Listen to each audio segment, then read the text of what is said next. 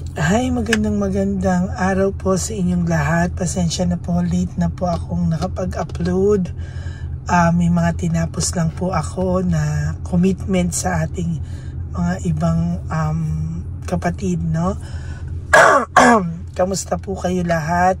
Sana po kayo po ay nasa mabuting kalagayan lahat, and I do hope na napanood nyo na po yung readings kahapon. First to third reading of the day kahapon, ano? Ayan, sana po ay hindi niyo po napalagpas lahat, pero ayan, sa mga hindi pa po nakakapanood, please, ayan, panoorin nyo na po para updated po kayo. Ano po kaya ang makikita natin sa first reading of the day today? Pili po tayo ng 10. 1, 2, 3, 4, 5, 6, 7, 8, 9, and 10.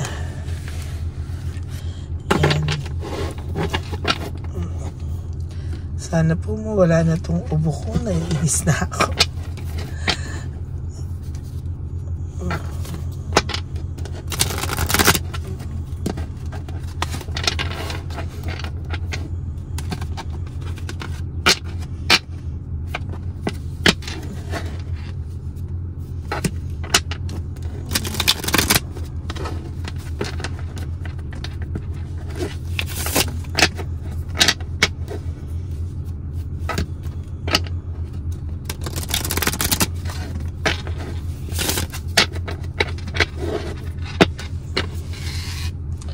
Pili rin po tayo ng 10. 1, 2, 3, 4, 5, 6, 7, 8, 9, 10.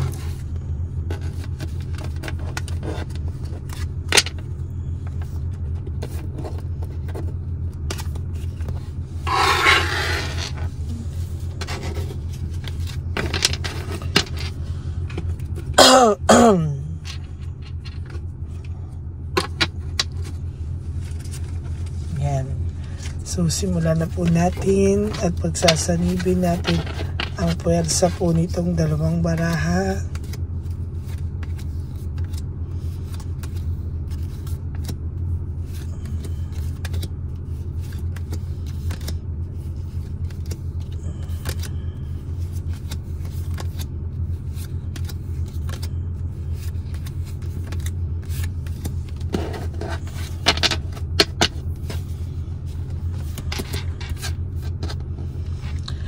Alam niya po, no? Alam niya po yung ginagawa niya. Malamang ang tao pong ito, alam niya po na naglalaro-laro lang siya nung una, no? Ang alam niya po is somehow ay parang ano lang po siya, naglalaro. Hindi niya po alam na siya yung malalaro ng tadhana sa ginagawa niya sa iyo, no? Nung una po, wala po itong balak na seryosohin si Chabelitang Palaka. Ang gusto niya lang po ay laro-laro. O iyan, siya po ang nalaro ng tadhana. Hindi niya po alam na masisira na yung relasyon niyo sa ginawa niya, no?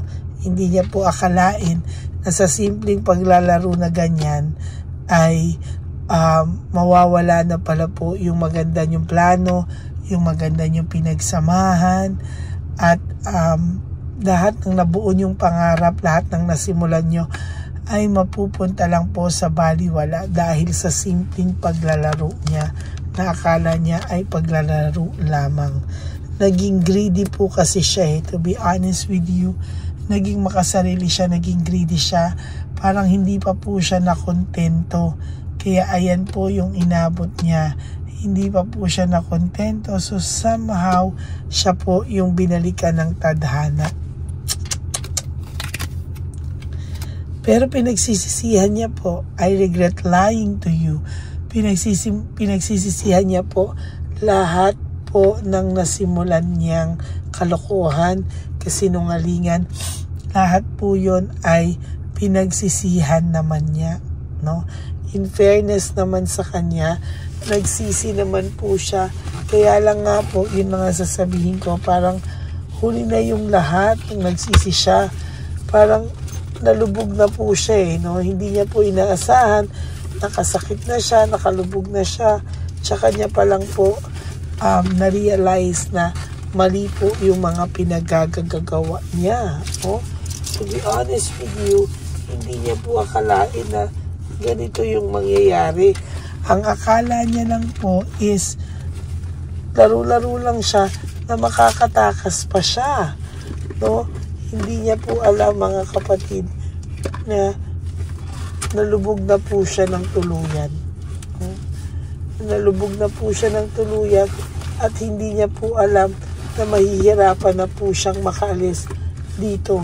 Yun po yung masaklap na katotohanan na hindi niya po talaga pinag-isipan lahat.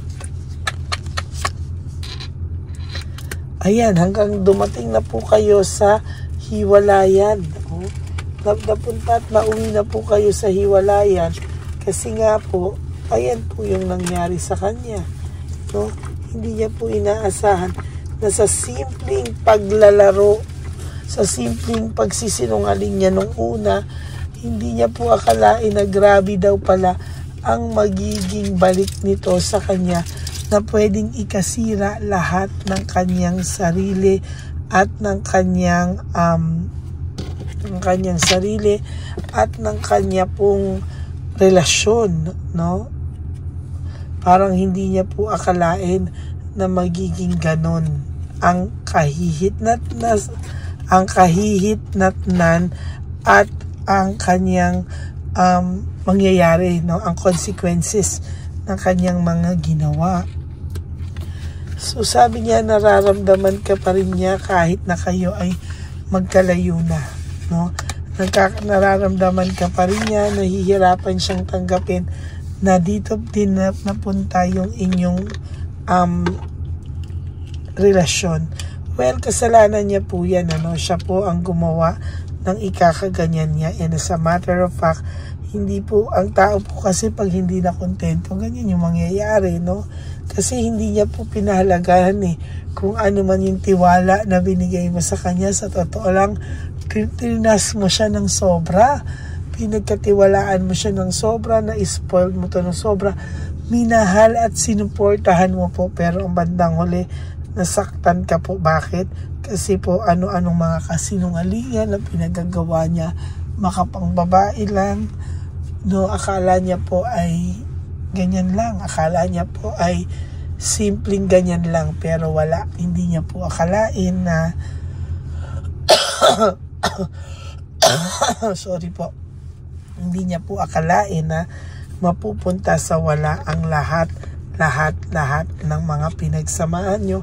Kaya ngayon, ayan, nararamdaman ka pa rin niya po. Dumarating sa time na talagang may pagsisisi siyang nagsinungaling siya sa iyo at sana hindi na lang daw po niya ginawa. Yan, quick decision. Yan yung mga bagay na hindi po pinagdidesisyonan ng matagal. Yan po yung mga kalokohan na naglalaro-laro lang. O di, nalaro siya ngayon ng tadhana, no? Yan ang nangyari sa kanya. Nalaro po siya ng tadhana na sana, iniisip niya, sana hindi ko pala ginawa, no? Sana naging maayos ako, sana pinagtiwalaan niya ako, sana binigay ko yung binalik ko yung pagtitiwala niya ng bongga, no? Pero hindi, nagkamali po siya ng bongga. Bakit? Kasi nga po, hindi niya nga po pinahalagahan. Kala niya laro-laro lang, after ilang weeks tapos na. Ditikim-tikim lang siya. Ayan, siya po yung naglaro. Talagang sisi po ito sa nangyari, no? And as a matter of fact, talagang sising-sisi po siya. Hindi niya po akalain na ganito po yung mangyayari sa kanya after ng lahat ng mga pinagdaanan nyo ay mapupunta lang sa ganon dahil sa isang hindi pinag-isipang desisyon.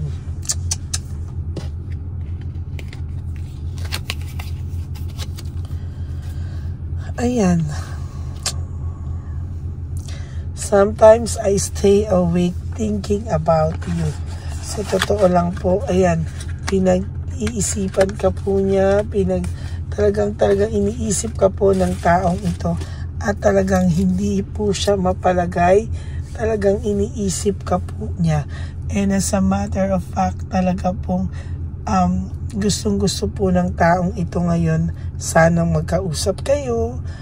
Gusto niya po sana na alam mo yun, mabigyan kayo ng chance mag-usap, pero wala po siyang mukhang maiharap na sa iyo eh.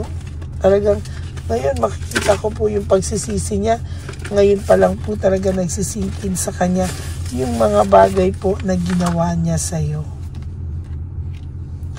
Ayan, naiisip niya po ngayon yung samahan nyo. Ngayon, naiisip niya po na gaano kaganda pala yung naging samahan nyo. Yung inyong pagtutulungan, yung teamwork nyo, yung collaboration yung dalawa. Pag kayo yung magkasama, kaya nyong gawin lahat. Oh. Pero wala eh. No? Hindi niya pa rin, wala pa din. Hindi niya talaga hindi niya talaga iningatan, ano? Parang sa huli talaga ang pagsisisi, no? Talagang dito makikita mo talaga na talaga naman po may pagsisisi in fairness sa kanya, no? Ito po ay yung para sa mga taong nagkamali, ha? Hindi po to sa mga taong babaero na talaga from the start, no? Alam mo, sa totoo lang, nakakaawa man siya, pero ginawa niya yan eh. Hindi niya po kasi pinag-isipang mabuti. Ginagawa niya lang po lahat para po somehow ay talagang makalimutan ka, no? Pinipilit niya pong kalimutan ka, pinipilit niya po lahat para somehow hindi niya ikaw maisip or tama na mag-move on na siya. Pero to be honest with you po, hindi po siya makapag-move on sa buhay niya ngayon, no? Hindi po siya makapag-move on, nahihirapan po siya. Why? Kasi po ayan, oh, naiisip ka po niya.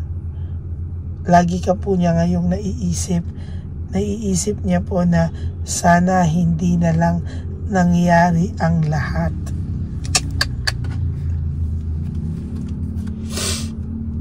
Ngayon, ginagamit na lang muna po niya yung kanyang isip. Kino-convince niya muna yung sarili niya na sana daw ay hindi na lang niya muna ginawa yun, etc. Pero ngayon wala, no? Kino-convince na lang niya yung sarili niya na someday magiging maayos pa ang lahat. At alam naman niya na deep inside you, mahal mo pa din siya, no? Pero ngayon, dahil nangyari ang lahat ng yan, nagsisisi man siya, pero naiinis ako kasi wala pa rin siyang effort na ginagawa. Kumbaga, pinaninindigan niya pa at nakikiramdam pa po ito kung anong ang gagawin mo. No, parang ikaw pa po yung inaantay niyang may gawin. Ikaw pa po yung inaantay niya na yung mga bagay-bagay, oh. Yan. Parang ikaw pa yung inaantay niya na somehow ay nako, ikaw pa rin yung inaantay niya na gumawa ng paraan. Ikaw pa rin ang inaantay niya na baka naman mahal mo pa siya at ikaw ang makipag-usap sa kanya, kasi sinasabi niya wala siyang mukhang maiharap sa'yo at talaga namang sising-sisi siya. Pero bakit hindi siya gumawa ng paraan at ikaw pa rin ang inaasahan niya? Sobrang kakapalan naman na to, no? Na parang ikaw na yung niloko, ikaw pa yung gusto niyang lumapit sa kanya. Sabi niya pipilitin niya maging mabuting tao, Dahil ngayon wala siyang nangyayari sa kanyang mabuti. Lahat po ngayon ay patapon ang buhay niya. Lahat is failure and defeat. Nawala na daw ang sarili niya. Hindi katulad nung kayo ay maayos siya. Pero sa ngayon, dahil po sa kanyang ginawa, siya po ay hindi niya na daw po kilala ang sarili niya. And somehow, talaga pong sa nakikita ko dito, talagang nawala po siya naman in fairness sa sarili niya. Nawala po talaga siya. Ngayon nakikita niyang mas maayos ang buhay mo nang nawala siya. Kaya lalo po siyang hindi makalapit sa'yo kasi alam niya po somehow pinilit mong maging mabuti, pinilit mong umayos ang buhay mo. Hindi ka naging patapon nung wala siya. No? Kaya somehow sinasabi niya na talagang magsisisi ang taong manloloko sa'yo, no? Kaya para sa inyo po na wala pa namang bago, hindi po kakayanin itong taong to pag kayo po ay nagkaroon ng bago, no? Ito po ay isang malaking karma na sa kanya. Talaga, yun ang sabi niya, ang pinaka hindi niya kakayanin ay yung mamalita ang meron ka ng iba. Yung tipong meron ka na talagang ipinalit sa kanya, yun talaga, hindi niya na po talaga yan kakayanin.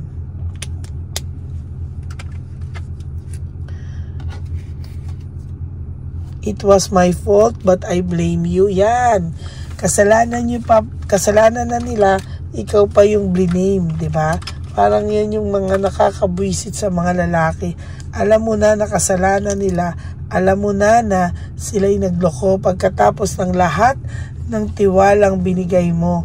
Pero sa huli, ikaw pa rin ang may kasalanan. Marami pa rin silang mga bagay na hinihingi sa'yo na feeling nila hindi mo pa rin naibigay. Yan, ang mga selfish talaga. No? Parang ang pakiramdam nila, ikaw pa rin ang may kasalanan. Nagawa ko to kasi dahil sa'yo. Diba? Parang kulang ka kasi sa ganito. Alam nyo, huwag nyo po yung bibilhin, ha? Huwag nyo pong sisisihin ang sarili nyo sa ganyang klaseng bagay dahil hindi po yan totoo. No?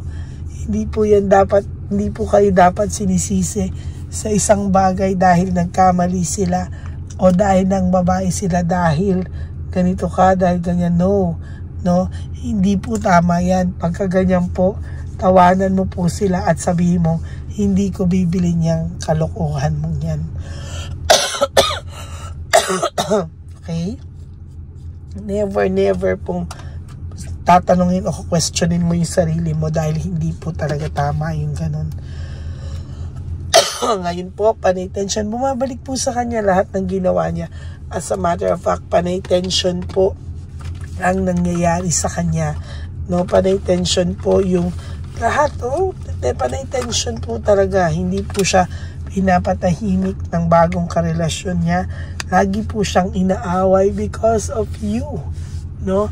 Tama lang po yan ang maranasan niya yung yung relasyon sa ibang tao na hindi ka, no, na hindi pagmamahal. Sorry po. Hindi pa kasi ako masyado magaling. Yan, masakit na nga po yung dibdib ko, kakaubo. Wala pa rin pong tatalo sa'yo. Ikaw pa rin daw po ang number 1 talaga sa kanya. No? Wala pa rin po tatalo sa'yo. Sa totoo lang. Ayan, kung makikita niyo po yan, ikaw pa rin talaga ang kanyang gustong makasama. Yun nga lang po, alam niya na nagkamali siya sa'yo big time. Kahit po sabihin niya, ikaw pa yung may kasalanan. No, at kung ano-ano pa, hayaan mo lang po siya, no. Nagsisisi po ang taong yan. Kasalanan niya eh. Kahit ano palabasin niya po, no, na kanya kasalanan mo or what, siya pa rin po nagdadala niya, no. Dadalhin po niya yan at dadalhin po niya yan. No? Kaya wag ka pong malulungkot, wag mo pong sisisihin ang sarili mo dahil wag mo pong bilhin yung mga ganyang idea. Ngayon po ay magkaroon ka ng fresh start sa sarili mo. Ayusin mo po yung sarili mo. Pakita mo po kung ano ang sinayang niya. At huwag ka pong iiyak-iyak lang lagi sa isang tabi. No? Pakita mo po kung ano yung sinayang niya.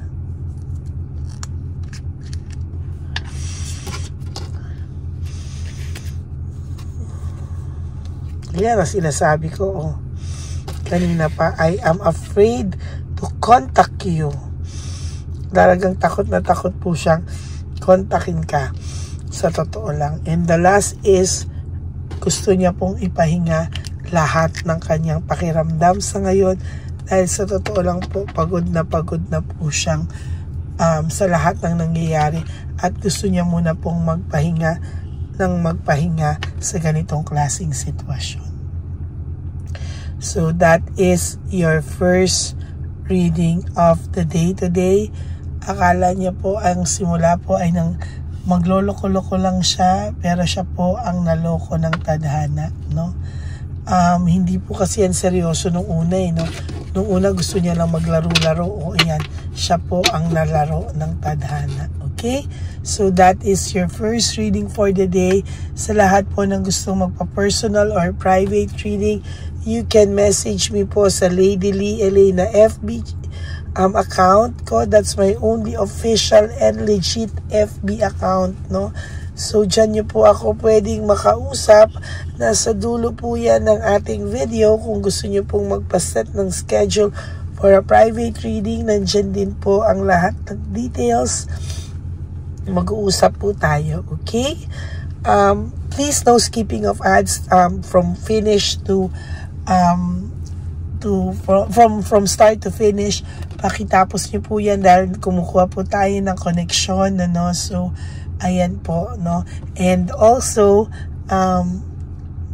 wag po kayong magsasawa sana na manood ng aking channel.